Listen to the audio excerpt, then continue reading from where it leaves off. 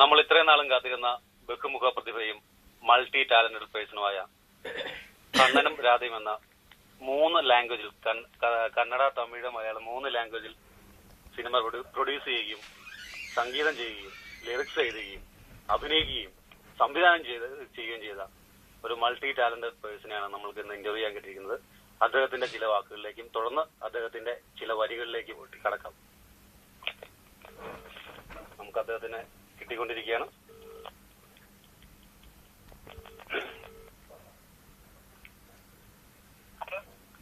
സന്തോഷ് സാറേ, ഹലോ. ഞങ്ങൾ കുറച്ചു മുമ്പ് വിളിച്ചിട്ടുണ്ടായിരുന്നു. ഞാൻ പറഞ്ഞില്ല, ബിജോയി എന്നാണ്, UK നിന്ന് വിളിച്ചിട്ടുണ്ടായിരുന്നില്ല സാർ. യാത്ര തിരക്ക് കഴിഞ്ഞോ സാറേ? തിരക്ക് കഴിഞ്ഞോ? എന്തായിരുന്നു, ഷൂട്ടിങ്ങിന്റെ വർക്കായിരുന്നോ?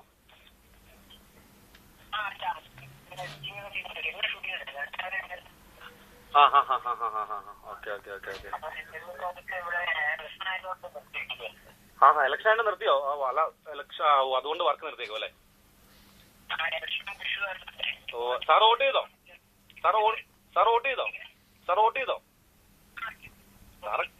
സാറൊക്കെ വോട്ട് ചെയ്യും സാറേ, എന്നാലും കേരളത്തിലെ തീരുമാനമാവുള്ളൂ സാറേ. അന്ന് സാർ തിരക്കായിരുന്നു സാറാ. ഒരു 2 വരി സാറിന്റെ ഓപ്പറേഷനിലെ പാട്ട് പോകണം. ഒന്ന് കട്ട് ചെയ്തിട്ട്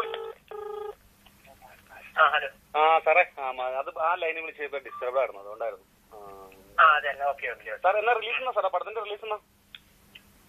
മെയ് 20 ഉറുമി നമുക്കൊരു ഭീഷണിയാവോ? ഉറുമി ഓൾറെഡി റിലീസ് ആയല്ലോ സിനിമ. അതല്ല, അതിന്റെ കളക്ഷൻ ഇല്ല, അങ്ങനെ ഇതുണ്ടോ? അങ്ങനെയൊന്നുമില്ല അല്ലേ? അത് അത്ര ദിവസം നിൽക്കൊന്നുമില്ല അല്ലേ? മാറിയോളൂല്ലേ? ഇല്ലല്ലേ, ഉറുമി ഒന്നും വലിയൊരു അഭിപ്രായമില്ല. ഇപ്പൊ ക്രിസ്ത്യൻ ബ്രദേഴ്സ് പോകുന്നുണ്ട് പോലെ. ഇനിയിപ്പോ മോഹൻലാലിന്റെ ചൈന ടൗൺ നാളെ ഇറങ്ങുന്നു. അപ്പൊ ഈ ഒരു തരംഗത്തിന് ശേഷം നമ്മളതൊക്കെ ഇറക്കിയിട്ട് കാര്യമുള്ളൂ.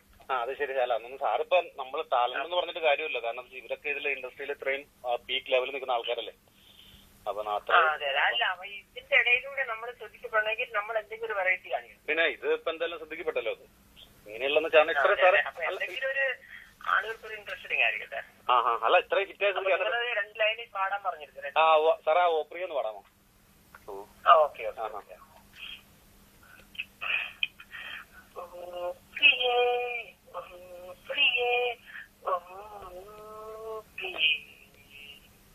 രാത്രി ശുഭരാത്രി, ഇനിയെന്നും ശിവരാത്രി, ജന്മ പുനർജന്മം നീ എന്നും കാമാക്ഷി, പ്രേമം പുതുപ്രേമം നീ എന്നും മണവാട്ടി, രാഗമനുരാഗം നീ എന്നും അനുരാഗി, ഓ പ്രിയേ ഓ പ്രിയേ ഓ പ്രിയേ.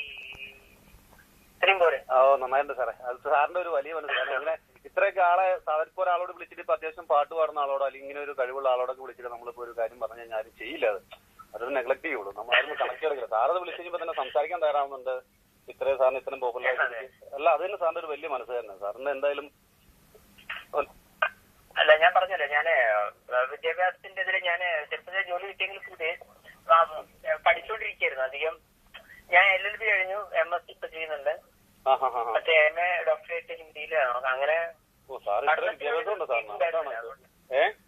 അപ്പൊ ഞാൻ വിചാരിക്കും നമ്മള് വിദ്യാഭ്യാസം അത്രയും നമുക്ക് എളിമ വേണമെന്ന് ഞാൻ മനസ്സിലാക്കുന്നു. ലോ കഴിഞ്ഞാണോ സാറ്? എങ്ങനെയാണ് ലോ കഴിഞ്ഞാണ്? പിന്നെ സ്റ്റെനോഗ്രാഫി, ടൈപ്പ് റൈറ്റിംഗ്, ഒരുവിധം ഇന്ത്യൻ ഭാഷകളൊക്കെ അറിയാം. അത്യാവശ്യം മീൻസ് എഴുതാൻ വായിക്കാനൊക്കെ അറിയാം. ഒരുവിധം അതൊക്കെ അറിയാമോ? മുഴുവൻ പോയിട്ടുണ്ട്. കന്നഡ വായിക്കാൻ എനിക്ക് അത്യാവശ്യം. ഇപ്പൊ നിന്നെ നീനേതുകളെത്താൻ മടുത്തി, ഞാൻ ബാംഗ്ലൂർ ഞാൻ അങ്ങനെ ഒരു അത്യാവശ്യം ഒരു കർണാടക പോയാൽ പിടിച്ചു നിൽക്കാവുന്ന രീതിയിലുള്ള.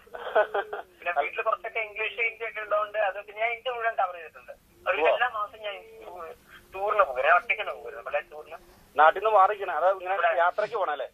നാട്ടിൽ നിന്ന് യാത്ര ചെയ്യണം. ഞാൻ കൽക്കട്ടയ്ക്ക് തന്നെ 4 തവണ പോയിട്ടുണ്ട്. അപ്പൊ അവിടെയൊക്കെ പോകുമ്പോ ഞാൻ അവിടുത്തെ ലാംഗ്വേജിലാണ് വായിക്കാം. ബോർഡ് ഞാൻ ഒരു ഒറീസ പോയി കഴിഞ്ഞാൽ ഞാൻ ഭുവനേശ്വർ വായിക്കുന്നത് ഒറിയയിലാണ് വായിച്ചത്. ഞാൻ ഇന്നലെ ചരിത്രത്തിൽ ഒരാൾ ഈ ബസ് ഒറിയയിൽ പോകാൻ ഭുവനേശ്വറിൽ പോകുന്നു ഞാൻ ചോദിക്കില്ല. കാരണം വെച്ചാൽ അതാതിന്റെ ബുക്സും എടുത്തിട്ട് അപ്പൊ ഒരുവിധം ഏതായാലും ഞാൻ അതുമായി ബന്ധപ്പെട്ട് എന്തെങ്കിലും ചെറുത് പഠിക്കാറുണ്ട്. വെച്ചാൽ നോളജ് ഈസ് പവർ എന്നുള്ളതിന് നോളജ് അത്രയും നല്ലതാണെന്നുള്ളത്.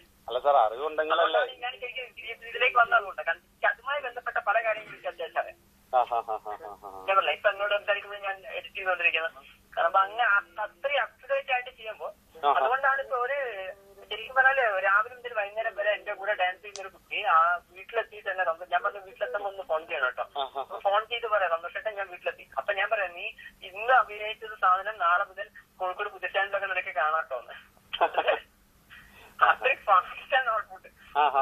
ഏറ്റവും വലിയ ചാർജിനെ പോലെ അങ്ങനെ നമ്മളിപ്പോ ഈവൻ ഞാൻ ഭാവന മേഡത്തിന്റെ നേരെ കണ്ടിരുന്നു. നമ്മുടെ നടി ഭാവനേനെ ഈ വർക്കിന് വേണ്ടിയിട്ട് ഞാൻ ചോദിച്ചിരുന്നു നായികയാകാൻ പറ്റും. അപ്പൊ അവർക്ക് അന്ന് കുറച്ച് തിരക്കായിരുന്നു. അപ്പൊ എന്നോട് കുറച്ചു നേരം സംസാരിച്ച മാറി ഞങ്ങൾക്കൊന്നും സ്വപ്നത്തിൽ കാണാൻ പറ്റാത്ത കാര്യങ്ങൾ പറയുന്നത്. ഒരു മനസ്സിൽ നമ്മളൊരു സിനിമയിലൊക്കെ അഭിനയിച്ച് ഇങ്ങനെ 6 മാസത്തിന് ശേഷം അതിന്റെ എന്തെങ്കിലും ഔട്ട്പുട്ട് കിട്ടുന്നവർ പറയുന്നത് ഒരു സ്റ്റിൽസ് പോലെ ഞങ്ങൾ മര്യാദ കാണിക്കേണ്ട അത് നോക്കേണ്ടി അറിയുന്നു. അതേസമയം നമ്മുടെ വർക്ക് അത്രയും അല്ല അത് സ്റ്റിൽസ് മേടിച്ച് ഞാൻ ചെയ്യുന്നതാണ് വരുന്നത്. അങ്ങനെ എന്റെ ആ ഒരു ഓവർ കോൺഫിഡൻസ് കൊണ്ടാണ് ഇത് പെട്ടെന്ന് യൂട്യൂബിൽ എത്താൻ ഇങ്ങനെ എത്തിപ്പോയത്. ഞാൻ പറഞ്ഞില്ലേ ആദ്യം പറഞ്ഞല്ലേ ഫുൾ വേർഷൻ ആയിരുന്നില്ല. ഇല്ല സാർ എന്തായാലും ഇനി അതില് എന്റെ ഞങ്ങളുടെ ഒരു അഭിപ്രായം ഇപ്പൊ ഞങ്ങളത് കാണുന്ന ആളുകള് അതിനോടുള്ള ഒരു ആരാധനയുള്ള ആൾക്കാര് എന്ന രീതിയിൽ ഞങ്ങൾ പറയാണ്. ഞങ്ങള് ഇപ്പം സാർ ഇനി അതില് അത് അപ്ഡേറ്റ് ചെയ്യാൻ വേണ്ടി ആളുകൾ ക്രിട്ടിസൈസ് ചെയ്യാന്ന് വിചാരിച്ച് സാർ ഇനി അത് റീഷൂട്ട് ചെയ്യാനോ ഇനി അതൊന്നും നിൽക്കണ്ട. അതില് സാറിന് എഡിറ്റ് ഒക്കെ ചെയ്ത് ഒരു കുറച്ചുകൂടി ഇതായിട്ട് ഒരു അതായത് തിയേറ്റർ വേഷം വന്നു കഴിയുമ്പോൾ കുറച്ചുകൂടി നന്നായിട്ട് എഡിറ്റ് ചെയ്ത് തരണം. ഇനി സാർ അതിന്റെ ആളുകൾ അത് പറഞ്ഞുകൊണ്ട് സാറിനെയും അതിന്റെ നായക സ്ഥാനത്ത് മാറും ഒന്നും മാറേണ്ട ആവശ്യമില്ല. സീനിലൊക്കെ മാറ്റം വരുത്താമെന്ന് വിചാരിച്ചു ആളുകൾ തീർച്ചയായിട്ടും പറയുമ്പോൾ നമുക്കൊരു പ്രയാസം. പിന്നെ അംഗൻവാടിയിലെ ടീച്ചർ എന്നുള്ളതിൽ ഒരു ഗ്രാഫിക്സ് ചേർക്കണം നേരത്തെ. പക്ഷെ ഗ്രാഫിക്സ് ടൈം എടുക്കും. ഗ്രാഫിക്സ് ഒക്കെ ചെയ്യാൻ ഒരുപാട് ടൈം എടുക്കും. എനിക്കിവിടെ നിൽക്കാൻ സമയത്തിലാണ് ഷൂട്ടിംഗ് തന്നെ രാത്രി 1 മണി വരെയൊക്കെ ഷൂട്ടിംഗ് പോകുന്നത്. പിന്നെ എന്തൊരു ഗ്രാഫിക്സ് എന്ത് ഗ്രാഫിക്സ്. അതേസമയം തിയേറ്ററിന്റെ മുന്നിലായിട്ട് ഞാൻ എന്ത് ഗ്രാഫിക്സും മറ്റൊക്കെ ചേർക്കും. അതായത് അംഗൻവാടിയിലെ ടീച്ചറെ ഗ്രാഫിക്സ് ചേർക്കാൻ ചെയ്തു. അതേസമയം ഓപ്പിയ ഞാനൊരു ഏറെക്കുറെ തിയേറ്റർ വേർഷൻ ആയിരുന്നു. പക്ഷെ അത് സ്പോക്ക് നമ്മൾ സോഫ്റ്റ്വെയറിൽ എഡിറ്റ് ചെയ്ത് ഒന്നുകൂടെ ക്ലാരിറ്റി കൂട്ടേണ്ടത്. സാറിന്റെ കോസ്റ്റ്യൂം പാട്ടിലെ കോസ്റ്റ്യൂം ആരെന്ന് പറഞ്ഞ സാറ് തന്നെയല്ലേ? എല്ലാം സാറ് തന്നെയല്ലേ? അങ്ങനെയൊക്കെ തന്നെ നമ്മൾ ചെയ്തല്ലോ. പിന്നെ അല്ല കോസ്റ്റ്യൂംസ് ആയാലും ഇതില് ഞാൻ പറഞ്ഞില്ല ഞങ്ങളിതൊക്കെ വളരെ കീനായിട്ട് ഇതൊക്കെ ഒബ്സർവ് ചെയ്യുന്ന ആൾക്കാർ. അതുകൊണ്ടാണ് ചോദിച്ചത്. അത് കോസ്റ്റ്യൂംസ് ഒന്നും ഉണ്ടായിരുന്നു. പിന്നെ ആളുകൾ എന്താണ് പറയുന്നത് ഇപ്പൊ ഇനിയിപ്പം ഹലോ ഈ ആളുകളെ ഇപ്പൊ ഇതിനെ ക്രിട്ടിസൈസ് ചെയ്യാനൊന്നും വലിയ കാര്യമായിട്ട് ഇതുണ്ട്. സാറിന്റെ ഇനി ബാക്കി 6 പാട്ട് യൂട്യൂബിൽ അപ്ലോഡ് ചെയ്യുന്നുണ്ടോ അതോ തിയേറ്ററിലോ വേർഷൻ ആയിട്ടാണ്? അതിന്റെ പണിയൊക്കെ ഞാൻ ഈ സമയത്ത് ചെയ്തോണ്ടിരിക്കുന്നത്. വിഷുവിന് ഞാനൊരു മിനിറ്റ് വേസ്റ്റ് ചെയ്യാനൊന്നുമില്ല. അല്ല വിഷുവിന് മുമ്പ് രാവിലെ എഴുന്നേറ്റ് രാത്രി 12 മണി വരെ എന്തെങ്കിലും ഒരു ജോലി ചെയ്യാതൊരു സമയമില്ല. ബസ്സിൽ കയറി നിൽക്കുകയാണെങ്കിൽ ഞാനൊരു അരരാമം തുടങ്ങിയിരിക്കും. ടൈം വെയിറ്റ് ചെയ്ത് തോന്നില്ല. അതുകൊണ്ടാണ് ഞാൻ ആ കുറെ കാര്യങ്ങൾ ഞാൻ മുമ്പ് വർക്കിലും സിവിൽ എഞ്ചിനീയറിംഗ് സൈഡിൽ പോയപ്പോഴും ഞാൻ ആ ഒരു ടാർ വർക്കാണെങ്കിലും കോൺക്രീറ്റ് ആണ് ഞാൻ ആ ടൈം വെയിറ്റ് ചെയ്യണമെന്നില്ല. അതിന്റെ ഉള്ളിൽ കൂടെ എന്തെങ്കിലും കാര്യം അതിൽ ഇൻവോൾവ്മെന്റ് വെച്ചുകൊണ്ട് ചെയ്യാറുണ്ട്. സാറ് ഇവിടെ നാട്ടിൽ എവിടെയാണ് സാറിന്റെ സ്ഥലം എവിടെയാണ് സാറേ? ഞാൻ കോഴിക്കോട് എവിടെയാണ്? കോഴിക്കോട് നരിപ്പേ. ഓക്കെ. സാറ് എവിടെ നാട്ടിൽ തന്നെയായിരുന്നോ പഠിച്ചു അതോ പുറത്തായിരുന്നു? അല്ല കോഴിക്കോടല്ലേ. വീട്ടില് പിന്നെ ഹിന്ദി ഇംഗ്ലീഷൊക്കെ പിന്നെ വീട്ടില് കുറച്ചുകൂടെ യൂസ് ചെയ്യുന്നതായതുകൊണ്ട് വലിയ ബുദ്ധിമുട്ടുണ്ടാവാറില്ല.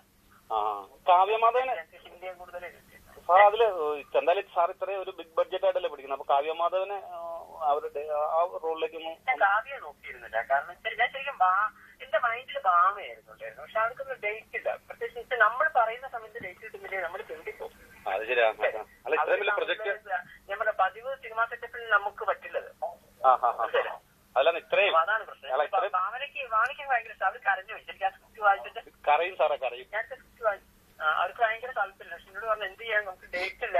അല്ലെങ്കിൽ മെയ്യില് ജൂണിലൊക്കെ നോക്കാം. പക്ഷെ അപ്പോഴേക്കൊക്കെ മഴ പെയ്യും. പിന്നെ നമ്മൾ വിചാരിക്കുന്നത് എത്തൂല. അപ്പൊ പിന്നെ ഞാൻ നിലവിലുള്ളവരെയൊക്കെ വെച്ചിട്ട് അങ്ങനെ ചെയ്തു. അപ്പൊ എനിക്ക് എന്റെ സ്ക്രിപ്റ്റിൽ വളരെ വിശ്വാസം ഉണ്ടായിരുന്നു. എന്താ എന്റെ സ്ക്രിപ്റ്റ്. കാരണം വെച്ചാൽ ഇന്ത്യയിൽ ഇന്ന് വരെ ആരും പറയാത്ത ഓർമ്മയാണ്.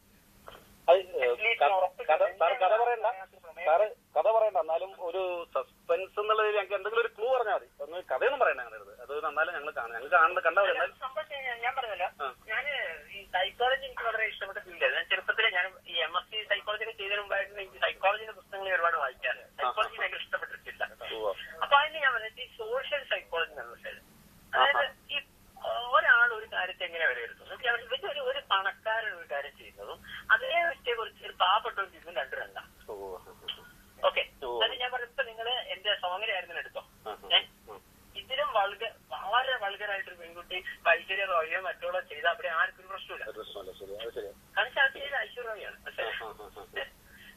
ചെയ്തിരിക്കുന്ന അമിതാഭ് അല്ലെങ്കിൽ മോഹൻലാലാണ് അല്ലെങ്കിൽ മമ്മൂട്ടിയാണ്. അപ്പൊ അവരൊക്കെ അങ്ങനെയൊക്കെ ചെയ്യും. അതേസമയം അതിന്റെ ഒരു 10-1 നമ്മളൊക്കെ ചെയ്ത വലിയ പ്രശ്നമാണ്.